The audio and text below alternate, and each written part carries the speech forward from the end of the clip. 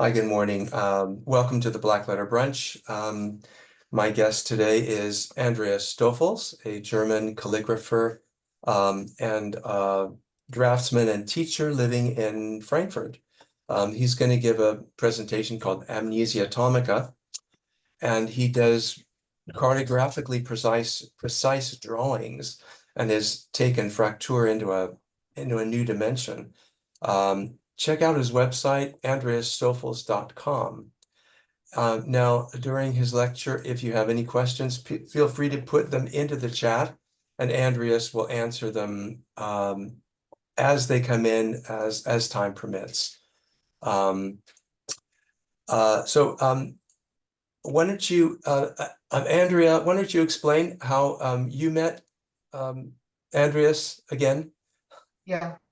So I won this calligraphy award in March in Belgium. So we drove there and I was introduced to Andreas because he won the same award 2 years before me. So we were formally introduced, which I was very happy about because I'm a big fan. I know his work since, well, a few years now. And I would say Andreas is well known in Germany already. I mean, especially when he won that prize, but he would be in a German calligraphy magazine from time to time. And well, he's on social media sometimes, not all the time, but he's posting, showing his work in his website. So I'm a big fan. He has a very unique style. And I'm very happy that he will give this lecture. So I found out that he lives in Frankfurt, and when Raoul and I met, I think only the next week, then was it March? Can't remember. So I think it was in February, February or March. no, I won the award end of March, so it must have been March or beginning of April. Well, we met in Frankfurt, so I asked Andreas if he would mind us meeting him in Frankfurt. So that was a happy connection then. So yeah, and then it came up to that lecture today. And what was the name of the show that he was in? Was the Calligraphy and Lettering Art Society show, or the one? No, that's in England. What was the show that he won, or the award that he won? Where? The award is the grant, the International Grant Calligraphy Award, and that is organized in Westerlo in Belgium every 2 years by the cultural the city council, and Joke Vandenbrand, she is the president of a Belgium calligraphy society. So they give out these award every 2 years. So it's during, for example, that award goes on or started in 1989, I think, and prize winners have been people like Katharina Pieper, Gottfried Pott, Andreas Stoffels, who else? Anvan Hentenrich, well, and a few more people. So I won it this year, and 2 years ago, Andreas won it. And this comes, you send in your work, then if you're happy, you get your work into the exhibition. And if you're super happy, you will win the prize. And then it will go with a solar exhibition in the next year. So I will have a solar exhibition next year. Wow. Well, thank you for that introduction. It's much better than I could have done, Andrea. Thank you. That's so. Anyway, why don't we just go ahead and start the lecture? I'm very happy to introduce Andreas Stoffels, and I will spotlight him. Yes, thank you for the very nice introduction. Well, I'm a bit nervous. It's the first time talking in this context. So I'll just start, and if you have any questions, feel free to ask them, and I will to make this a bit more vivid than just a frontal presentation. And yeah, let me just share the screen.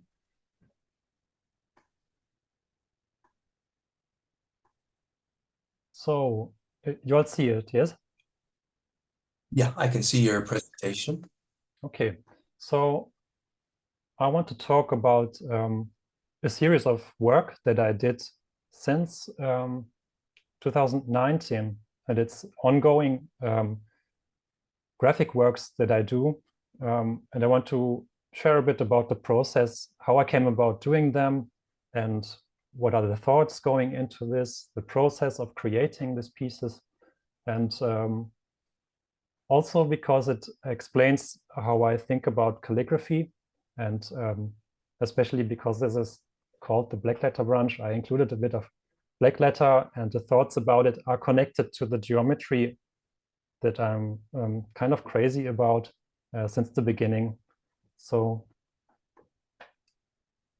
the image I want to put first is something else, which is the meander, because it's the kind of symbol for me for the last years, like decades even, because I didn't start out with pattern and calligraphy as my main thing, but this is something that has been going on after studying graphic design and catching up illustration, conceptual art, the process of designing in general, typography, a bit of video and website design. So I picked up a lot of things, and it took me a longer time to find out what I wanted to do. And for me, this image of the meander is in one way,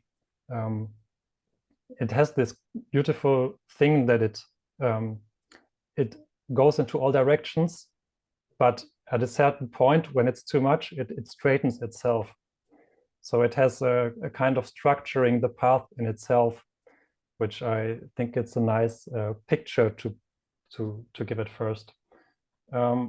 Excuse me, Andreas, is it possible to put your presentation into slideshow mode so that we don't see the Yes. toolbars?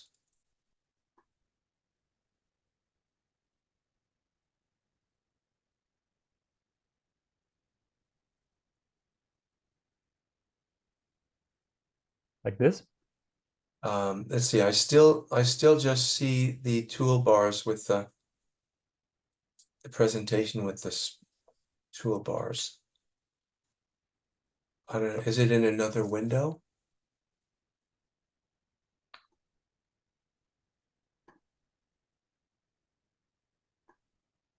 Let's see. It's funny. Yeah, I'm still seeing the two tabs up on the top. I wonder if it's just the configuration. Let's see, I wonder, full screen. Is there a full screen mode?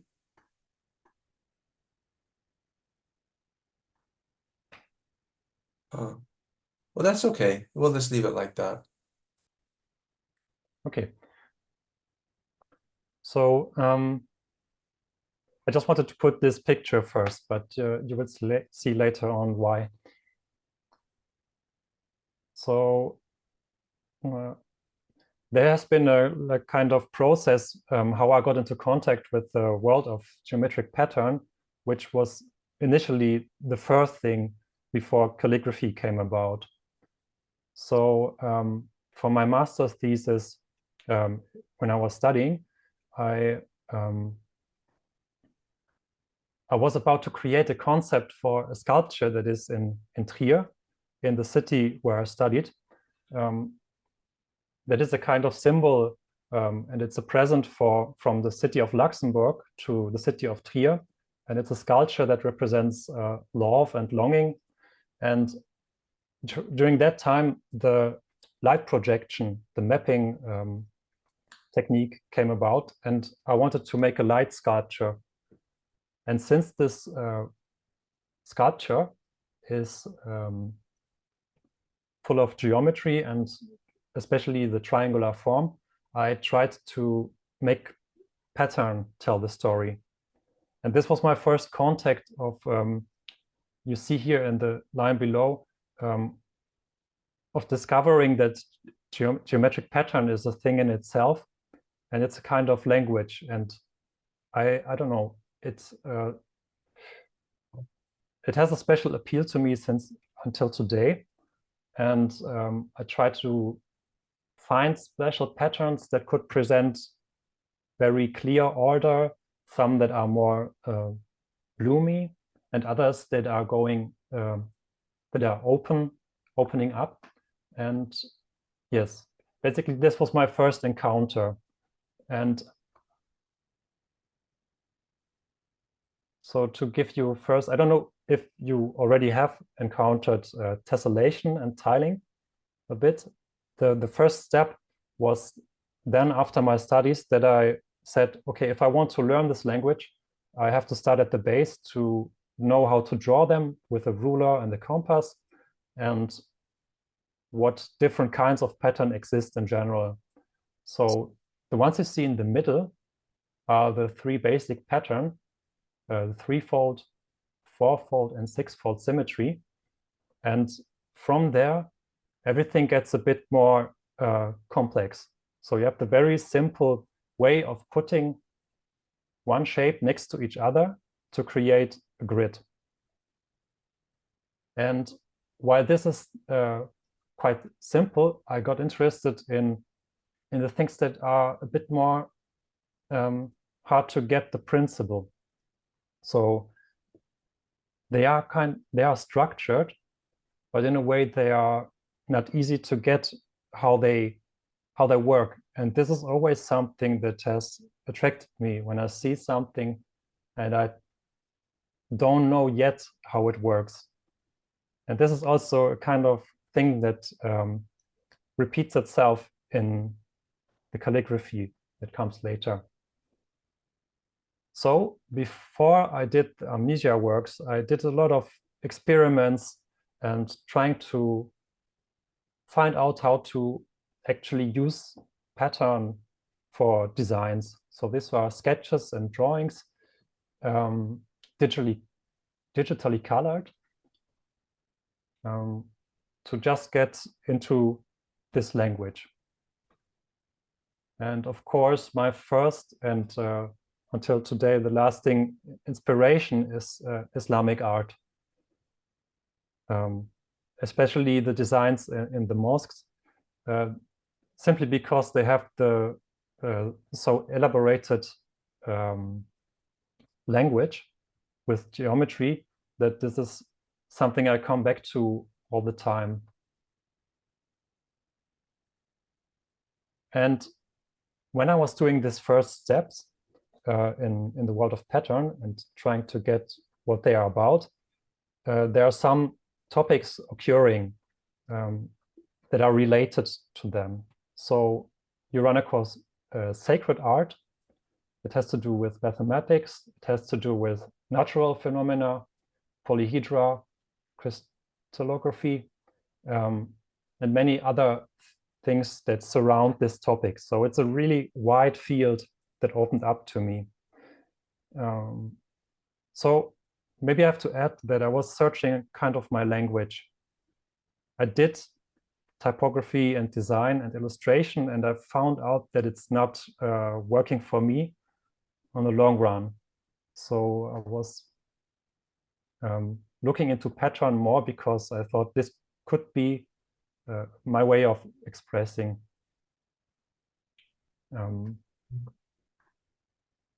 Sorry, quick question.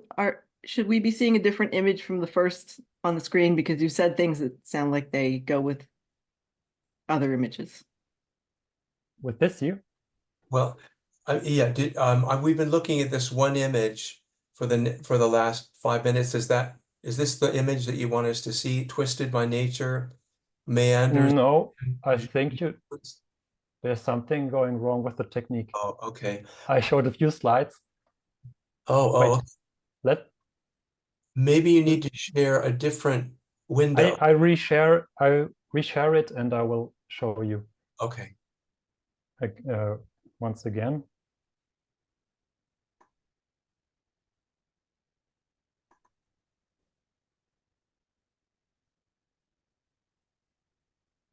Okay.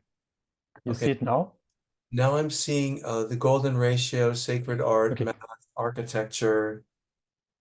Then let me just go back. The last thing you saw was this. So that was what we were looking at for the last 10 minutes or so. Oh no. Okay, so these are the things that go with it, with my last words. So the first sketches, this was a kind of drawing that I did for my master thesis when I was talking about the sculpture. Before I knew too much about geometry, I did this cloud of triangular tessellation just to make a collection. And this is all what I didn't know, but this would be the start of Amnesiatomica. And the sculpture looks like this. And in order to make the mapping, I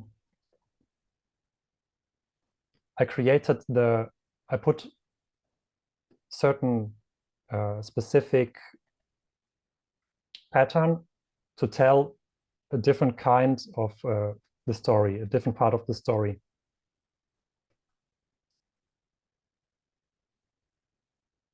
And this was the part when I wanted to say, like, the basics of pattern, when you actually construct them, is that you have in the middle these very basic grids of triangles, squares, and hexagons to tessellate the plane.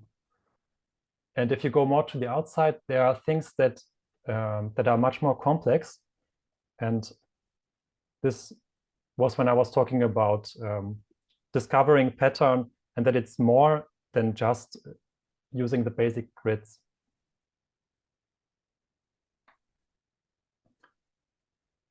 Yes, and these were the first sketches that I did in 2017. Like before I did Amnesiatomica, before I said like these are pieces or works, I was just trying to figure out what to do with them, because there needs to be some design aspect or something going on top before it gets vivid. But actually I was trying to find my language with pattern. And this was the picture for the Islamic art that is still until today my kind of main inspiration.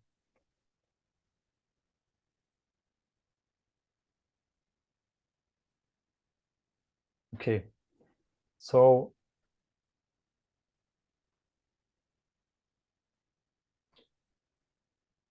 here I put together 5 reasons why this is kind of a special thing for me. And stick with me if it's still a bit abstract, because later on it will get more concrete. But what I found for me was that it attracts me because it's a kind of infinite possibility. You can go on from the most simple kind of pattern, and you can grow them until they're really complex and still organized. There's a lot of structure in them, and in that sense, it's a kind of timeless language, because I had the impression, the more I spent time with pattern and geometry, with the geometry, that it's a universal language and that I'm exploring and discovering rather than inventing anything. So this was kind of the start for Amnesiatomica. And I tried to go deeper and learn more about the basic geometric shapes and how to make patterns from them. So, and now let's come to the calligraphy part, because this also affects how how it came about that I stumbled upon calligraphy, because it came after dealing with pattern and being inspired by Islamic art. Of course, I saw that calligraphy was a way to enhance the pattern. You can do these strap works or emblematic designs, and suddenly it becomes something very vivid. And it's also another inspiration that came about was calligraphity, because they were drawing in circles, and it has this very pulsating feeling to it. And I thought, like, this is exactly the tool, the calligraphy, to bring patterns to life. So 4 things that are very important when I look at script, that it's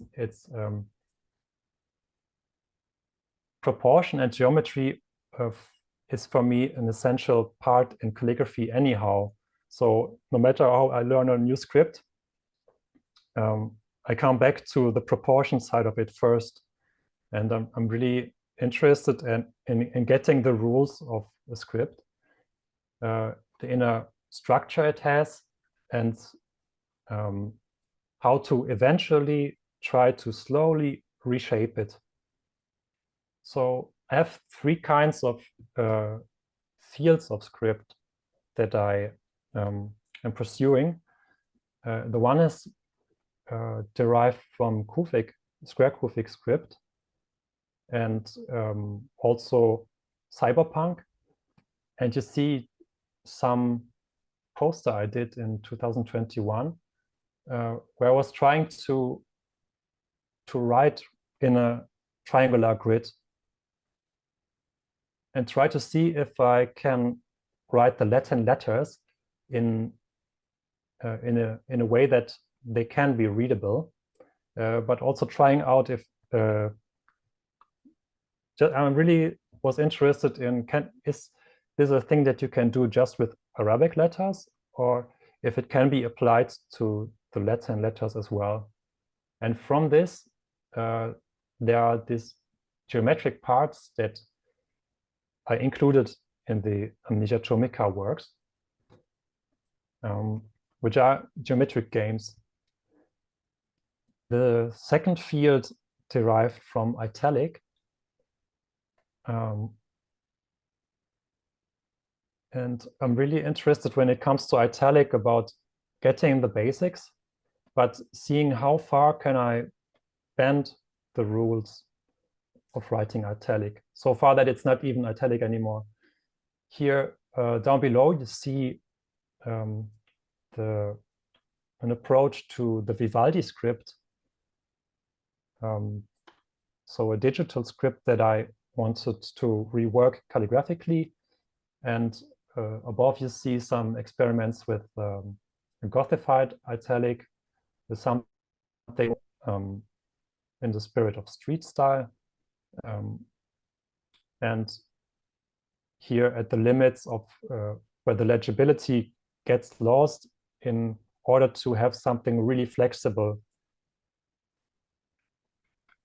And the third kind of script so far has been everything that is for me connected to Fraktur. These are some drafts that I put into handouts for workshops. And yes, also I think you can see that I'm trying to find out what is the rules, what are the proportion of the script, and to then break them in different ways. And maybe even include something like a bit of Hebrew aesthetics. Not that I would actually write Hebrew, but I see similarities and I want to include them, or even display scripts, italic again, and to see to make it a language as well. So there are these 3 fields of scripts that I am pursuing since 2015. is. If you have any questions, just. Wow. Fascinating. I'm just trying to imagine how you do the stretching out of the scripts, but you'll probably show that to us in a little while. The for example, the backward leaning structure, and there must be a lot of drafting involved. I was actually trying to. Wait, maybe I have to say one thing more, because I think it plays a role. I'm left-handed, and I started writing intuitively overhead. So at a certain point, it got natural to me to think about, like, if I can write overhead, maybe I can use any direction. So why not go all the way around if it's anyhow something that works? It's always a highlight for workshops, because when I show something, I can show from here so that other people see it in the right way. Now, when you say, excuse me, when you say overhead, what do you mean? You mean backwards? I mean that I look at letters from the top. I turn them around. I mean upside down? Well, 180 degrees. So Oh, okay. So upside down, in other words. upside Yes. down. Oh, okay. And it was something, because I teach myself from books, I saw, like, if you have to write italic in a certain manner to not push the pen. And I was trying out how it works, but I didn't think about it. It just was the position that was most comfortable to move the hand without straining anything. And I said to myself, well, if I have to think the letters in a different direction, maybe that's the hurdle. But at a certain point, it gets natural. And it was the solution to basically say, like, I can turn them in my head how I want. And it's just been since this year that I say, like, maybe I can use any pen angle to write in.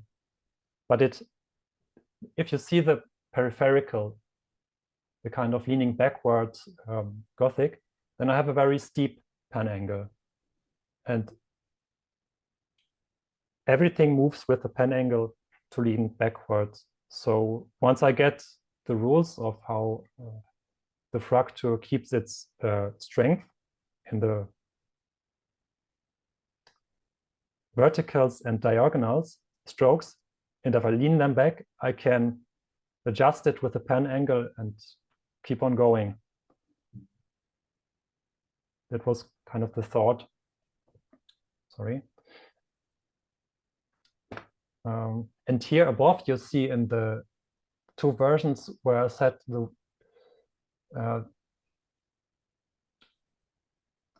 what if I twist the pen in different manners? There are two kinds of using pen manipulations. On the left side, it's rather going straight with the stroke direction, and on the other one, it's, I don't know the word for taille, when you twist the pen in the middle and Yeah, a waist. Oh, the waist. Taille. Mm. Oh, I see. Yeah, and antithesis. I was going really crazy with the italic as well, with moving with the pen angle manipulations. It took me about 2 years to figure out that there are 3 or 4 ways to do them. And it's hard to stop doing this once you get the taste.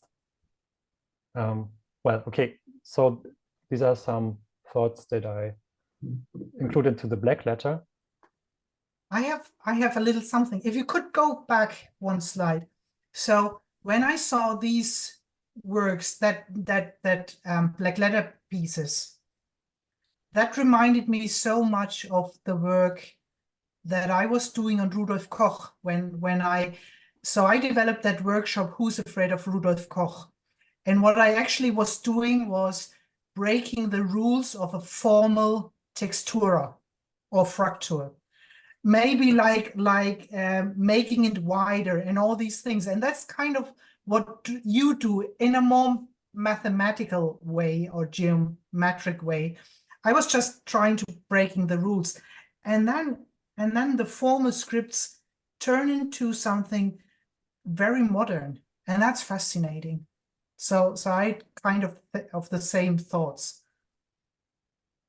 Yeah, very well put. It's I always have, when I try something out, I make myself the proportional, or if I improvise and think something is interesting, I measure it and say, then, okay, let's make it a principle again if it's too far out. But it's basically starting out with what if I change the ascenders and descenders? What if I change the vertical proportions, the horizontal proportions? What if I change the pen angle? So yes, it's exactly this. Starting out with a script that is really well defined, because you need to have a lot of rules as guidelines for this. These kind of experiments. It's my impression.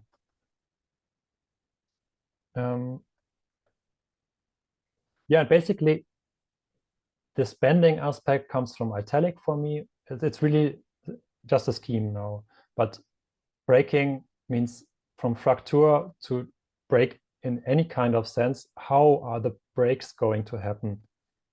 There are many ways to break the letter forms, not to break the rules completely, but to just say, how is a letter broken? And to reshape, I connected a bit to this kind of making the letter liquid and putting it into a new shape that it's geometrically defined. So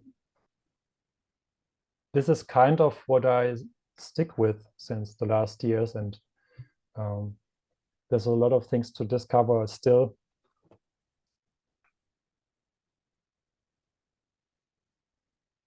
And now I'm coming to the connection between the script and the pattern themselves, which is based on one simple idea.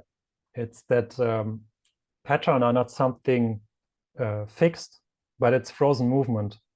I can take one pattern from before, like this one. You can go around, you have these axes of symmetry. They have here a kind of spiraling movement. So they are full of movement. Actually, it's not something stiff and fixed, but rather it offers a lot of potential to write with, to put script in them. Going back to. So, and then, of course, when we write, these little schemes I made here is when I took the idea of a line, you write from one point to another.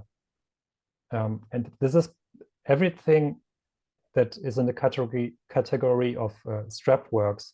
So to write zigzag or meandering, but from one point to another.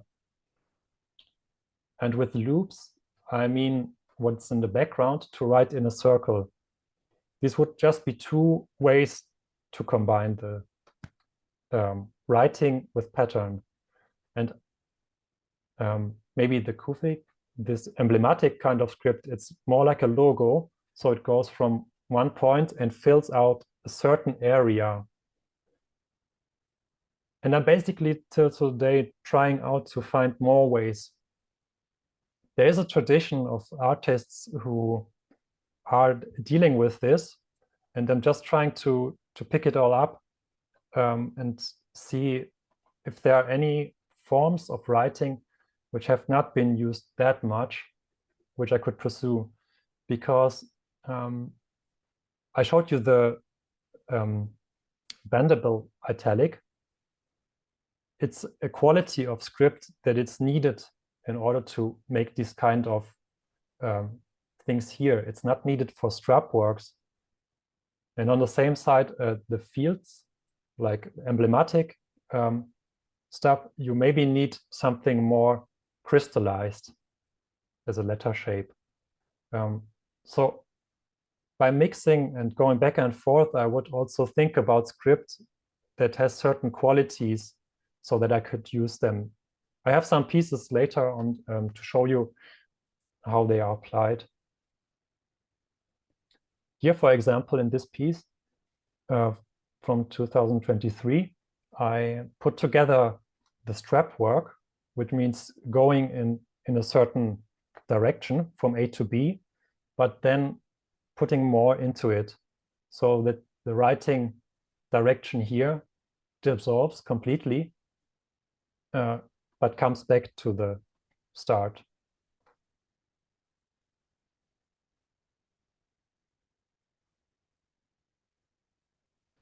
And just talking about the circle as a shape, or the mother of shapes, I would say, it already has a lot of symbolism and ways to play with the shape. You can choose certain symmetries. You can write in the circle like a strap work, but you could also place something in it. And I have the impression that what is interesting for me is to see if someone gets out a new way of writing with something. So what you see a lot is this writing in the circle. This is very popular. Like, but there are other methods which are not that obvious to use. And for example, also that you don't have to use the focus of the concentric element of a circle to write, but maybe it would be interesting to go a bit out of the center to create a different design.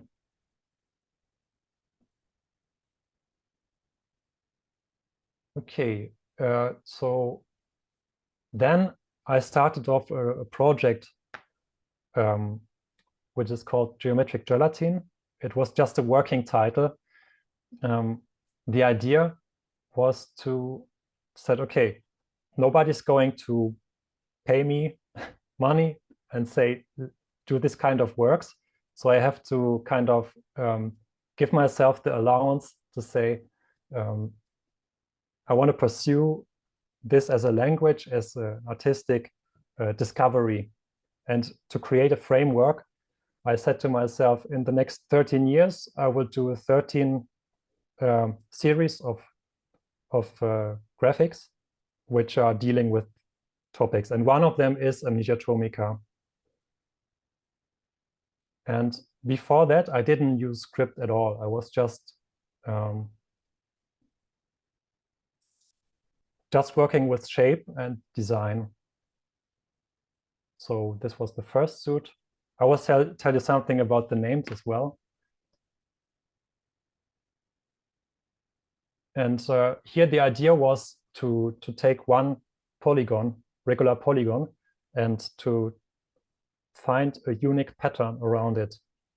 Here it was the 9-fold symmetry. And here it was 10-fold symmetry.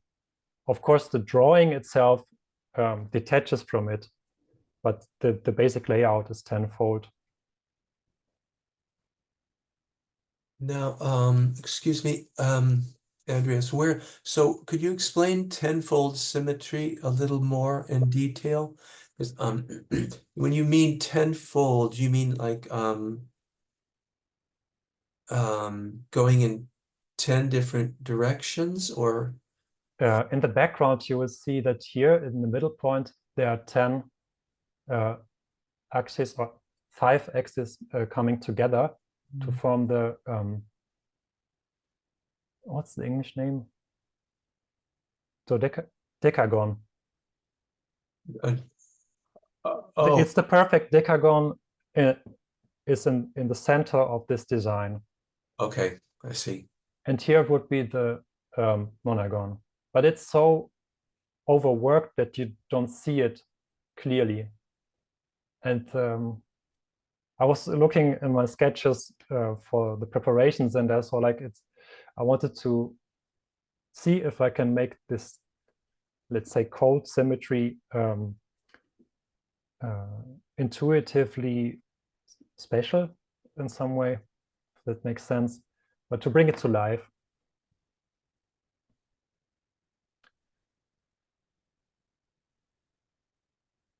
And after that, the second series of work I called Chodoroboros, which is the complete opposite, because I took 2 years to just plan and make pattern, and it was everything too strict.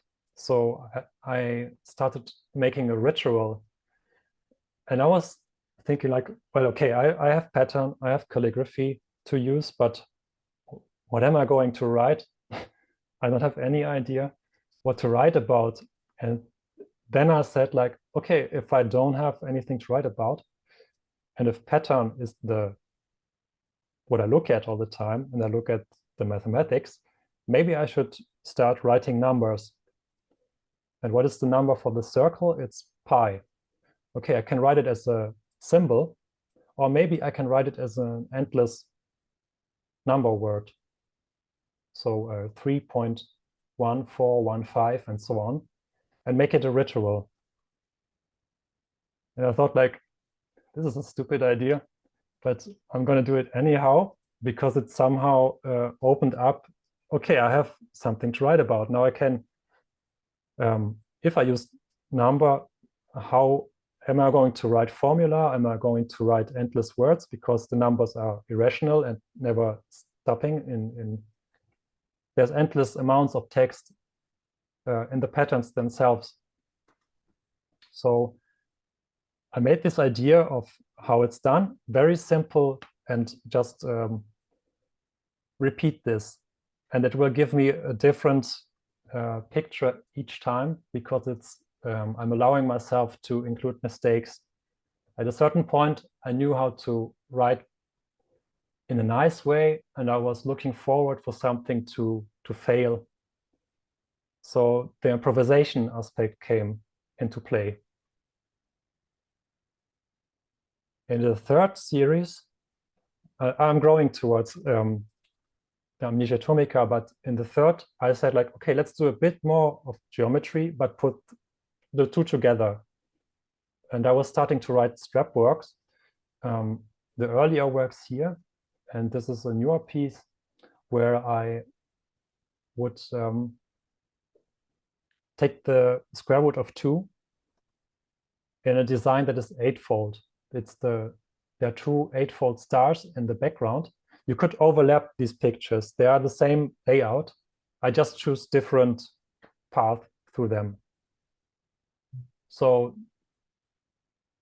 to balance out that there's a lot of planning for these kind of works here, and it's very stiff process, a bit cold.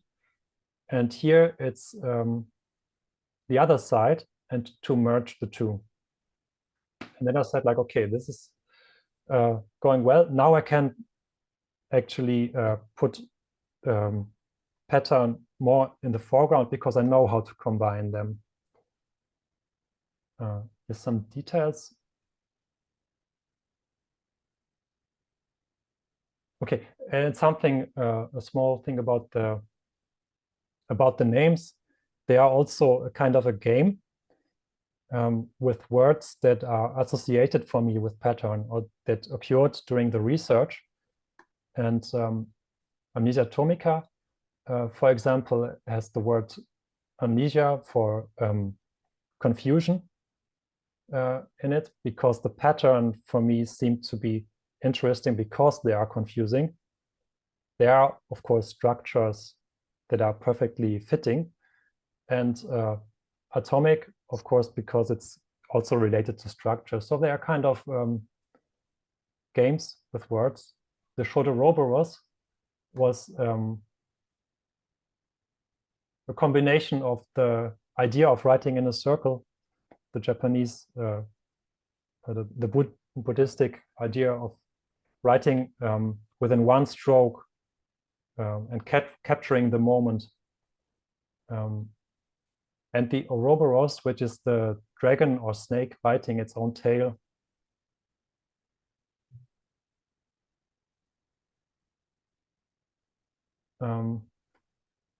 And so on. And the names of the title of each suit has the first and the last letter is the same, to have some kind of symmetry. So I enjoy a lot of figuring out how to find something that sounds strange enough to pursue it, and that still has some kind of symmetry, some elements to it that resonate with the pieces, and some thoughts that go into the specific series. And then finally we arrive at Amnesiatomica. These are the first 3 pieces that I did. They're all on Hanemühle paper, so in this size, more or less.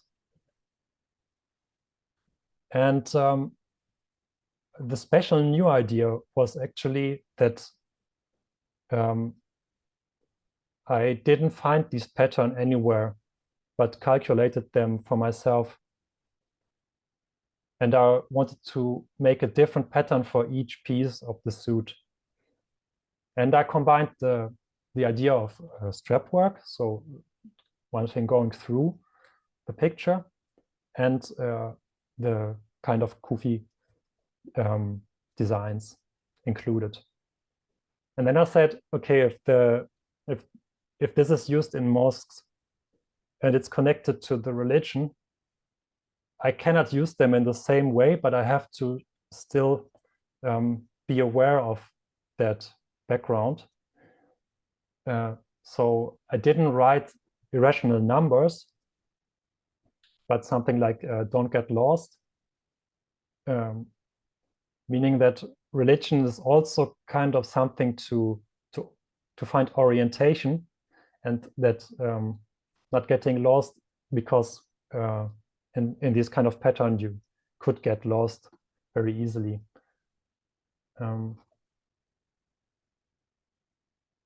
Yes, and I tried out a lot of different design ideas. This is the only piece where I didn't choose to use a figurative layout.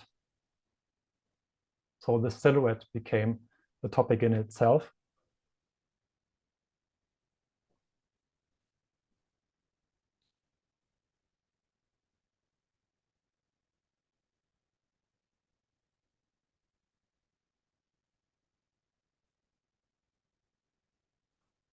And as something I always try is to not repeat myself. So after doing this, here this kind of silhouette became something. I'm really looking a lot into this step of how do I put this in the picture, because actually it's a pattern that could work infinitely.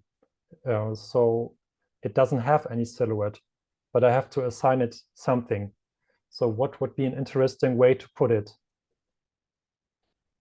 And another idea that comes into play is you see the lines here in every picture. They are actually cut out and put together as a digital work, because I just have, it was pragmatism. I wanted to have a good digital image of the works, and doing photos of them wouldn't capture the details. So I just had a small scanner, and I said, okay, I have to cut them and put them together in Photoshop. So there's all this process coming after finishing the picture to make it experienceable as a digital image, because this is how we live today. Most people don't see it in real life, but they would see it on the screen. So how does the paper feel? How can I deal with not faking it, but keeping the handmade aspects in the foreground? Excuse me, Andreas. How large are these pieces? They are about 60 by 40 centimeters. 60 by 40 centimeters. Wow. So quite small. These are pretty, yeah, fairly large. Well, medium large, I see. Yes, this was my standard, would be my standard size for pictures from then on. And how many, this, sorry, excuse me, one more question. And how many pieces are there in the Amnesiatomica series? so far there are 12. 12, okay. This is the 7th piece. I'm going a bit chronologically, and I figured out that I have to do a bigger piece because through the repetition, you just need a bit of more space to make them experienceable. So this one, you see that it's 4 pieces of paper glued to each other. Still the same paper, but this was the first bigger format. You can see the kind of meandering that came into play, but it wasn't specifically me thinking about, oh, I need to use a meander, but that came about. I look at the pattern, and at some point I think the calligraphy comes in quite late in the process. So I have to find a way to that I didn't use before. It was kind of the task.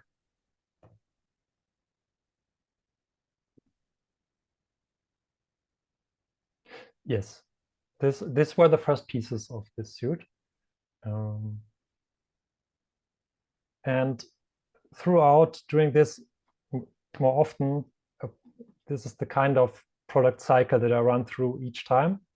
And I mean, I didn't made it at first. I made the first pieces, and I figured out that, okay, certain things are repeating that go in every time. So you asked me before, how long do you sit on a piece? And I was thinking about how long it actually is, because it's hard to say when I start with a piece. There's this kind of constant research, reading about geometry, reading about pattern, and just until I find a specific idea, this process, it's hard to say how long it takes to make a piece. Also because everyday life has its interruptions.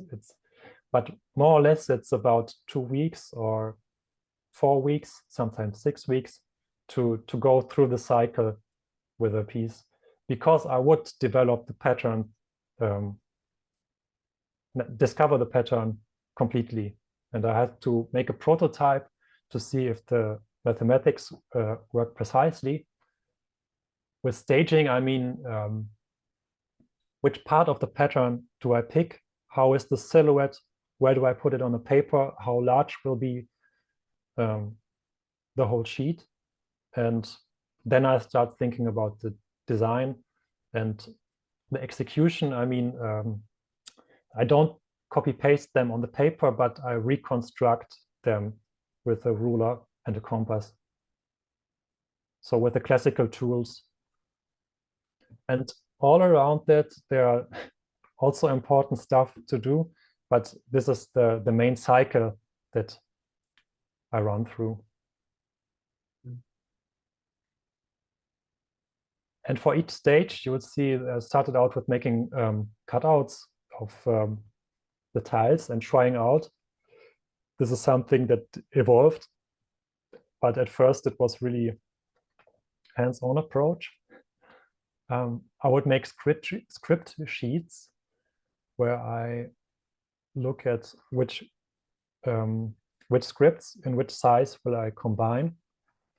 And the execution is to find out how things are actually constructed.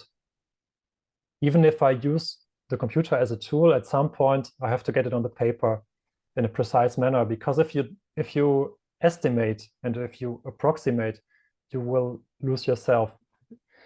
After a few steps of drawing, the precision, if you're inaccurate, it adds up and it doesn't stick to the paper. So sometimes the most simple pattern, if they look simple, they are really hard to get onto the paper.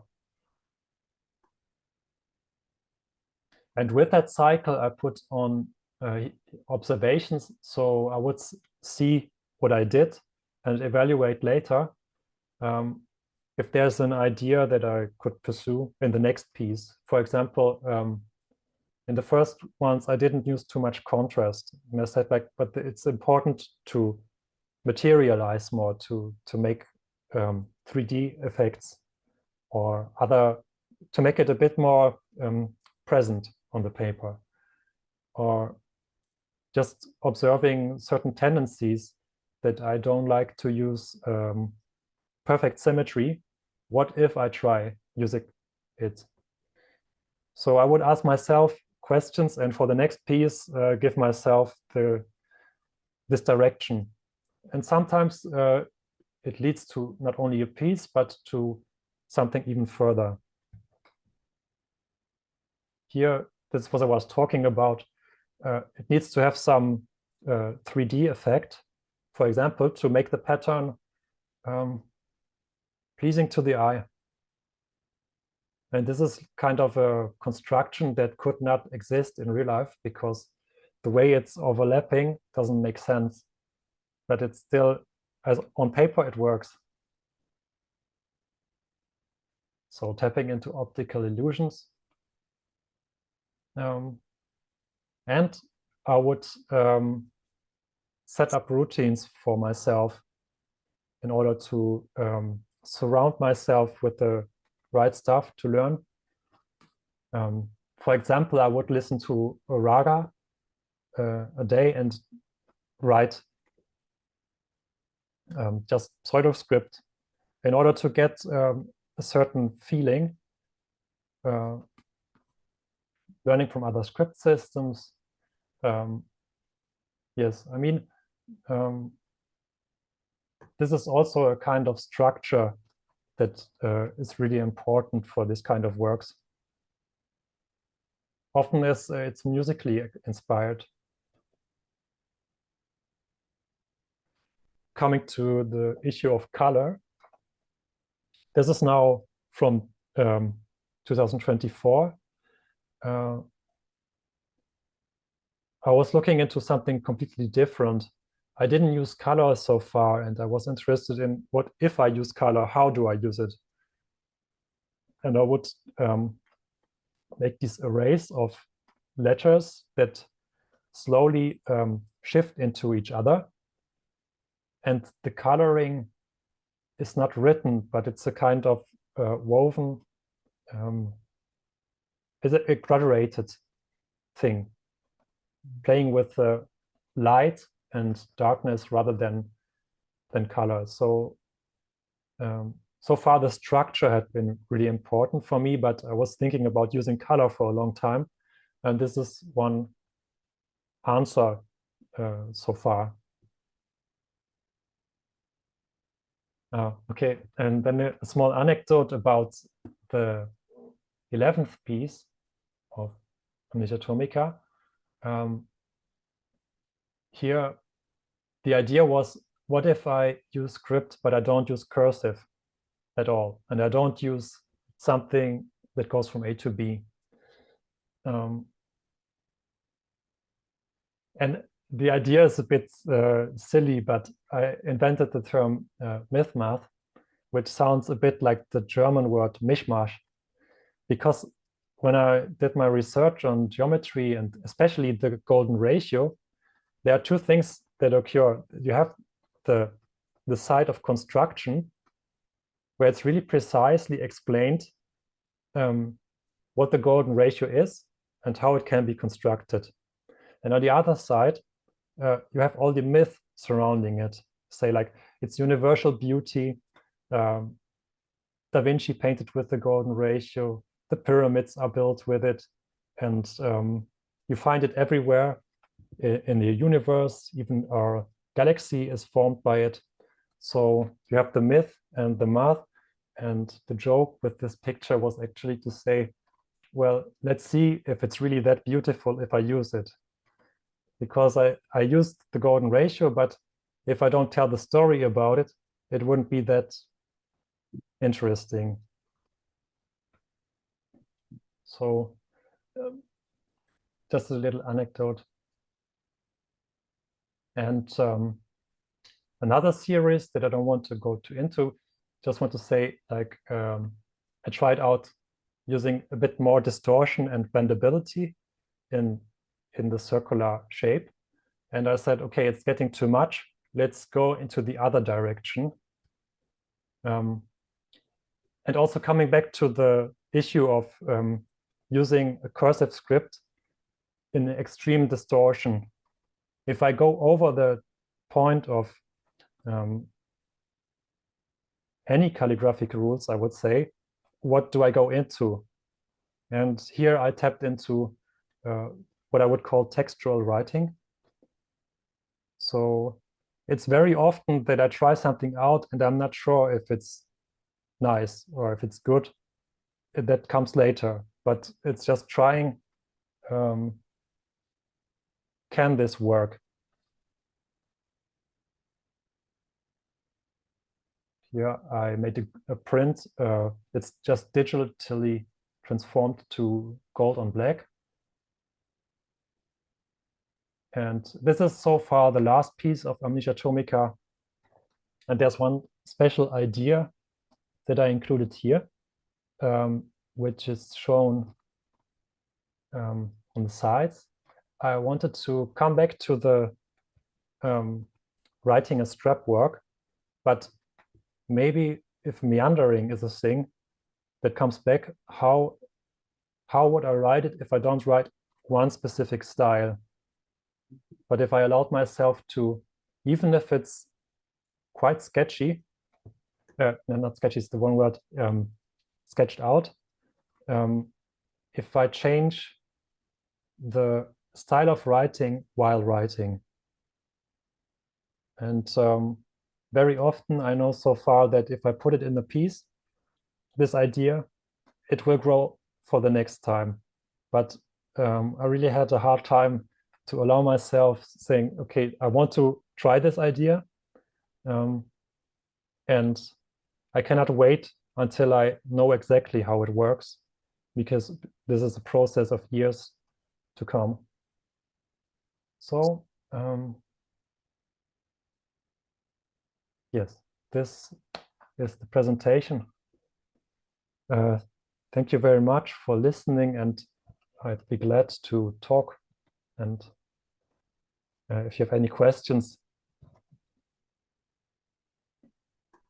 just let me know. Can I ask something? Yes. Thank you, Andres. That's incredible. The detail, and it's amazing. What tools did you use I mean, it looks as if maybe you used a very fine pen to do the actual drawing part of it. Look like pen and ink drawing. What did you actually use to do those? The geometry is first put with a pencil on Yes, paper, right. and I use a fine liner to then make the geometry. Yeah. And this is also something I want to adapt. I want to use the English word. The ruling pen. Since it's something that is used for architectural drawing as well. Yes. I thought like it would be perfect to include this, because it's both a constructive tool and a calligraphic. Yeah. But I stick to the broad nib so far and have a hard time to make the switch. And then look at just what we have on the screen at the moment. There are some areas that are really quite dark. So is that the fine liner, but just sort of drawn it lines very close together, so it makes it darker? Do you mean this? In that area there, yes, yes. This is just pencil. The fine liner is for the outlines of these triangles. Yeah, and the rest is. Yeah. And then I thought like, okay, if I go that extreme with the shading, then I Yeah. need to have a stronger paper because I'm reaching the limits of what the paper allows. Yeah, sure. Yeah. This Yeah. is all coming along the way, but changing the tools now after 12 pieces is not a good time. No. So sometimes I stick with the stuff, and I use different paper for the next series, maybe.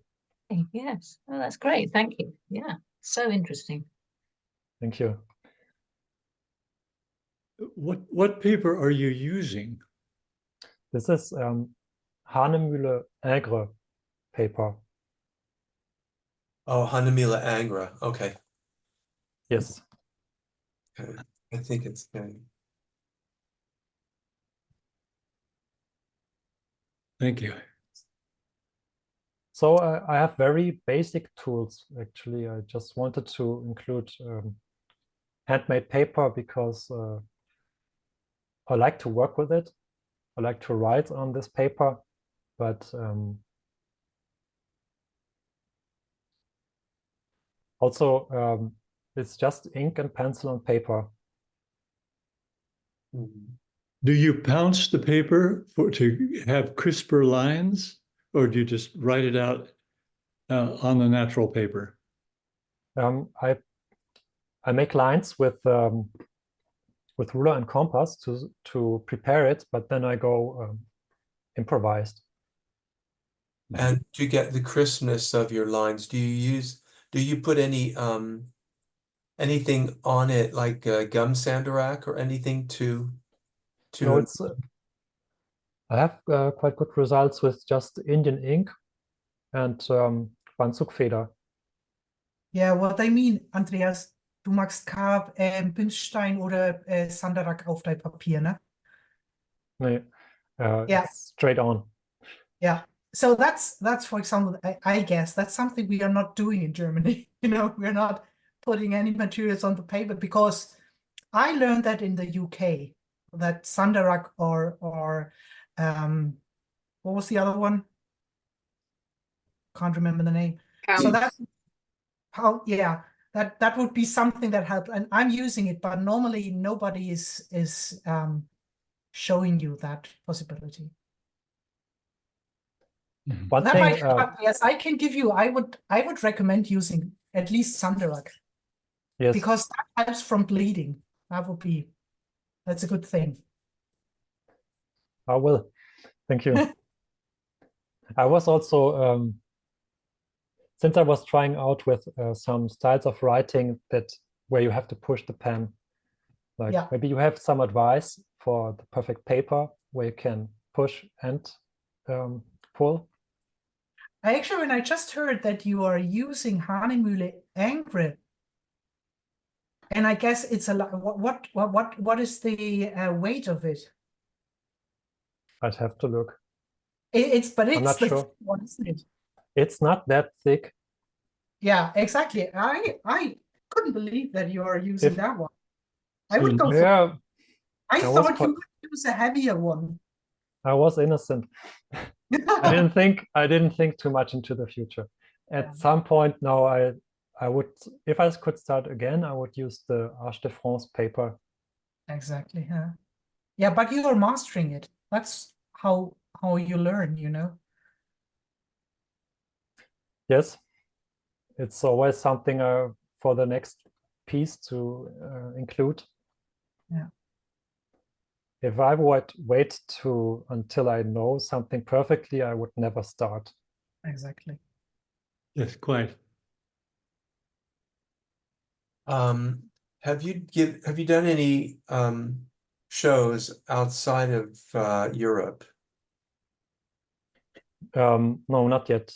I've been giving workshops in Germany mostly, and Switzerland now for the first time, and I will be in Belgium. But I would see. Those are There's nothing planned so far. but those are in-person classes, I assume, workshops. Yes, I also give Zoom classes, but I prefer person to person. Yeah, yeah. John Prestiani would like you to go back to the Shodurobos. Yes. Shuduroboros, please.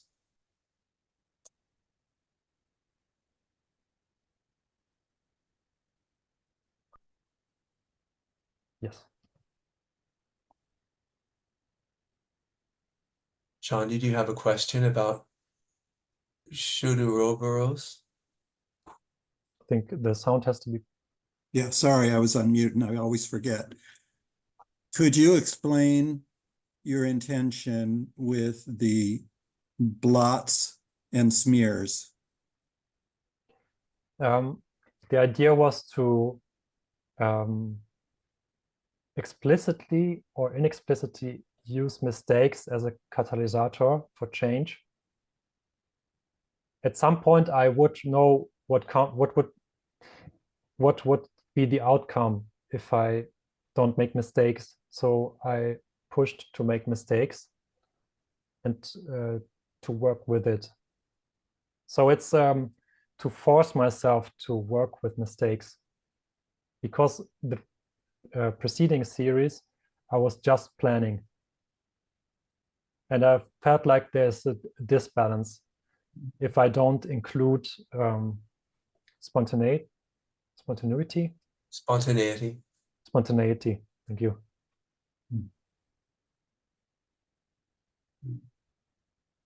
If not, the pieces would be the same. I could just do one piece of this, but I did it, I don't know, 60 or 100 of these pieces, and every one of them turned out differently, because I said I allow myself to balance between change and strictness. For example, the start is always the same point. It's always at 2 o'clock. And I would say it has to be open. And I would finish intuitively where exactly. Later on, I said it can be 2 lines. So the rule was to keep it interesting for me, to not get bored doing the same thing. I don't know if this answers the question. Trying to understand the difference between that internal interest that you have in working and then what is shown to the viewer. Is there a difference? Or are you intending to stimulate the viewer to understand that you are investigating what happens when you incorporate mistakes into a finished piece that is then presented for other people to look at?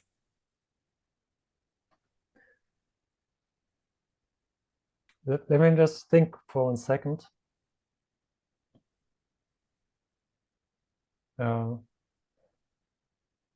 I think at the time I knew that this is quite strange, the whole topic and the field that I'm investigating, and that if I want to explain something, I would, it doesn't create the contact with other people. But if I just put things out that were interesting for me, I'm absolutely sure it will resonate. So this kind of attitude is in the pictures. I know that you don't have to understand it. You don't have to understand the language or nor the geometry or the concept for it to somehow speak.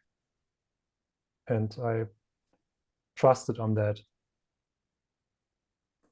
There's something very interesting about the Buddhist or Taoist element of the waterway in which things move, incorporating what you could call accident, or making marks that you, in a way that you can't entirely control, as in Sumi ink drawing. if the way the water moves, the ink, is not predictable. And that adds a tremendous amount of interest. And it seems to me there's an element of that within this highly structured and detailed mark making that you do. It makes it very interesting. Thank you. This actually, I now see the relation that I don't use a brush to do these works, and the brush does this kind of add this quality. But if I use scripts they basically come from controlling the pen, I have to work around that. Yeah. But certainly this is the kind of thing that happens very often, that I see features or ideas in any culture basically, and to, instead of grabbing a different tool, trying to adapt something and into this kind of abstract language. So also the title, Shodo, is that incorporating Shodo? Yes. And okay, so that is an allusion to Japanese calligraphy. Because it was an inspiration to do this. I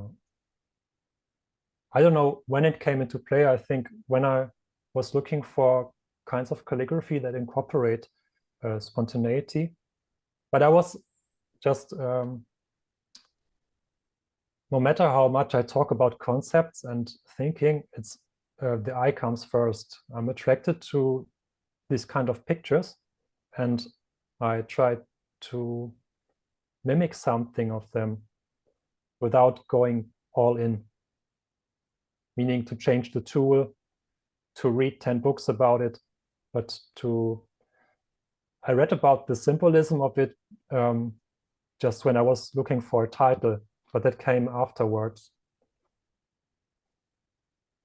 I think it's really important. I have this remark quite often that it looks like I'm planning a lot, but there's a lot of intuition coming first. And then I put that into a framework. So it doesn't start with necessarily the rational side of things. Also, what about the seal mark? I'm looking at the main image, number 6. This, yes. This is just sorry. No, go ahead. It's just a pencil drawn, my little signature. No, I'm talking about the red square with it looks like characters in it. This is that a seal? This is my seal. That's a that seal. I put on every picture, but it's just a pencil drawing. So like you would have it for graphic artists who make their little logo beneath, a written logo. So it's not stamped. No, I see. it's written. Hmm. I guess this also comes from adapting, but don't changing the tool. By not changing the tool of the pencil and the nib. At some point, I said, like, I want to go to the limit with what I can do with a broad-edged nib. So I'm trying to incorporate via the nib a lot of things until I'm sticking with the same thing for a very long time.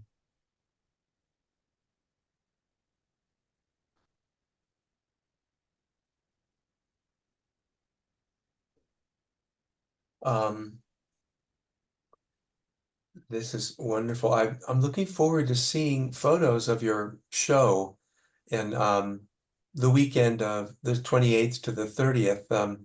Please send me photos of that if you take any. Yes. That should be a very interesting exhibit. It's too bad I can't go to that myself.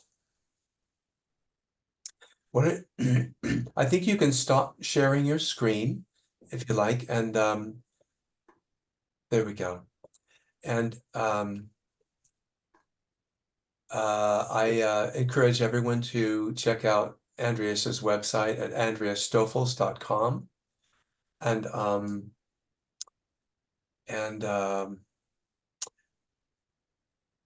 yeah, I also look forward to seeing your things in more museums. I think that you should try the San Francisco Museum of Modern Art. I think that they might be interested in showing one or more of your series of artwork. I don't know what's involved in that, but I think it's definitely up their alley. Yes. I will I will look around, open my eyes, and see if that could be a fit. Yeah. I'm I don't know, the last years I was focusing really on the process of the pictures themselves, so I didn't think too much about exhibiting. I'm just finding out how much work is actually involved in creating an exhibition. I figured that out for Westerlo last year. And I was like, okay, the transport of pieces is the framing. There comes a lot of things with it that I didn't expect. So that's maybe a good time to start now. Yeah, I mean, I know that there's a lot involved, but it's worth looking into. I think that they would be definitely interested. So anyway, thank you very much, Andreas, for joining us today, and to everyone who joined the Blackletter Brunch today. Join us next month on Sunday, July 21st at 10 a.m. Pacific time. Our presenter will be Andrea Wunderlich, and she's going to talk about the calligraphy exhibit at the Barthelhaus Museum in Austria. So I didn't tell you yet, Raoul, but it may not only be me, but also Marina and Angelika, who is the director of the museum. She wants to join in. okay, definitely. So I'm putting that up from this week on. So I'll have a Zoom meeting with her. That might be very interesting. Okay, fantastic. Okay, so thank you very much, everybody. And I look forward to seeing you next month. You take care.